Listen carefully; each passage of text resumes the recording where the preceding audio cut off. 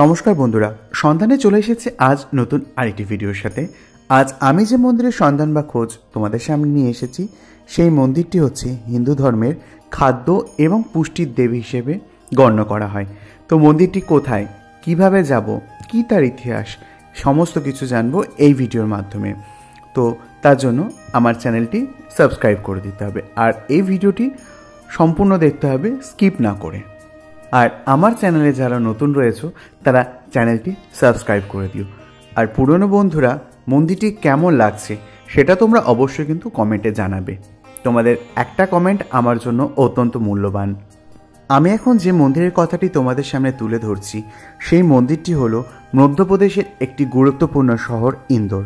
আর সেই ইন্দোরের মধ্যে অবস্থিত মা অন্নপূর্ণার মন্দির, যেটি একটি ভ্রমণস্থলের পাশাপাশি একটি আস্থার জায়গা।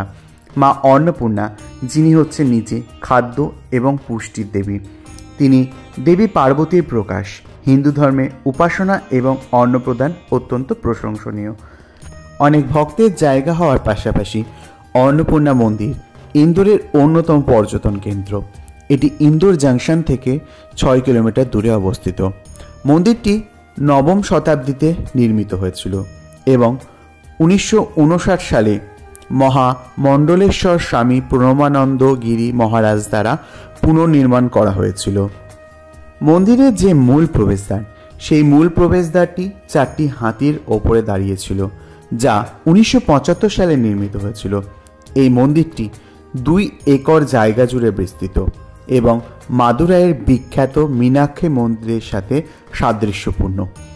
মন্দিরের দেওয়ালের বাইরে দিকে দেবতাদের ছবি এবং তাদের কিংবদন্তির কিছু ছবি আঁকা রয়েছে, যা ইন্দোরে দেখার জন্য এটিকে সেরা স্থানগুলির মধ্যে একটি করে তুলেছে। মন্দিরের প্রধান প্রবেশদ্বারটি 4টি যে হাতি রয়েছে, সেই হাতির পিঠে দক্ষিণ ভারতীয় স্থাপত্য অনুসরণ করে নির্মিত করা হয়েছে। ফিরে আসি এই অন্নপূর্ণা মন্দিরের কিছু স্থাপত্যের কথা নিয়ে। 2 কিলোমিটার জুড়ে বিস্তৃত এই মন্দিরটি মাদুরাইয়ের মীনাক্ষী মন্দিরের মতন। এটি ইন্দো আর্য এবং দ্রাবিড় স্থাপত্য শৈলীর মিশ্রণ। অন্নপূর্ণা মন্দিরের উচ্চতা 100 ফুটেরও বেশি এবং এই অন্নপূর্ণা মাতার উচ্চতা প্রায় 3 ফুট লম্বা। অন্নপূর্ণা মন্দির ইন্দোর আর্য দ্রাবিড় স্থাপত্যের একটি স্থাপত্য বিস্ময়।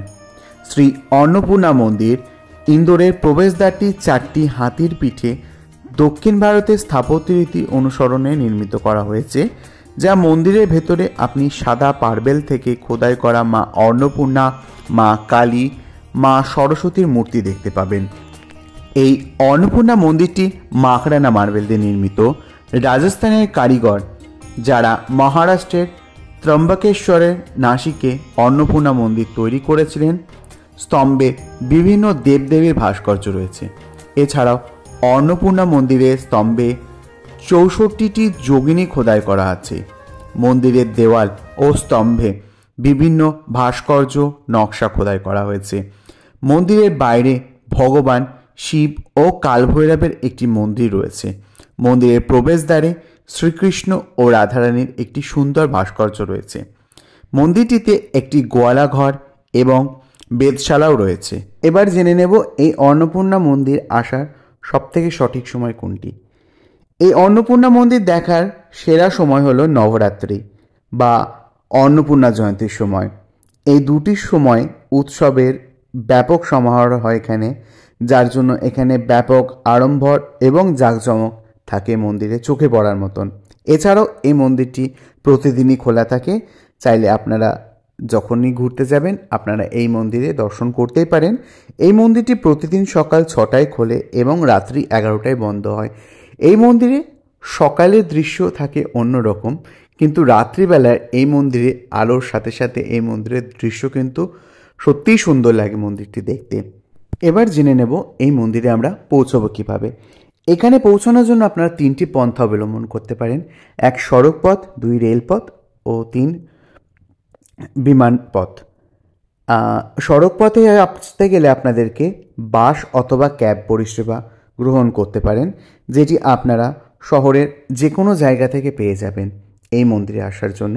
আমি যাওয়ার সময় এখানে বাস ব্যবহার করেছিলাম, যেটি এখানকার সরকারি বাস রয়েছে, সেটি আমি বাসস্ট্যান্ড থেকে ধরে এই অন্নপূর্ণা মন্দিরে এসেছিলাম এবং রিটার্নের সময় আমি একটি ক্যাব করে রিটার্ন হয়েছিলাম। আপনারা চাইলে এখানে র্যাপিডোর অটো ইউজ করতে পারেন, কারণ এখানে এই ক্যাবের অটোগুলো কিন্তু অনেকটাই সস্তা পড়ে। আর রেল মাধ্যমে যদি আসতে চান তাহলে ইন্দোর রেলওয়ে স্টেশনের সাথে সারা দেশের কিন্তু নানা রকম জায়গার ভালোভাবে সংযুক্ত রয়েছে। আর এই স্টেশন থেকে এই মন্দিরের দূরত্ব মাত্র 2 কিলোমিটার। তো আপনারা স্টেশন থেকেও ক্যাবের মাধ্যমে আসতে পারেন। তো বন্ধুরা, যদি ভিডিওটি ভালো লেগে থাকে তাহলে চ্যানেলটি অবশ্যই সাবস্ক্রাইব করতে হবে, আর সাবস্ক্রাইব করে পাশে থাকা বেল আইকনটি প্রেস করে দিতে হবে, যাতে সর্বপ্রথম নোটিফিকেশন তোমার কাছে যায়। আর পুরনো বন্ধুরা দয়া করে লাইক, কমেন্ট, শেয়ার করতে ভুলবে না। তো দেখা হচ্ছে আবার আরও নতুন ভিডিওর সাথে, নতুন কোনো মন্দিরের খোঁজ বা নতুন কোনো মন্দিরের সন্ধান নিয়ে। সঙ্গে থেকো।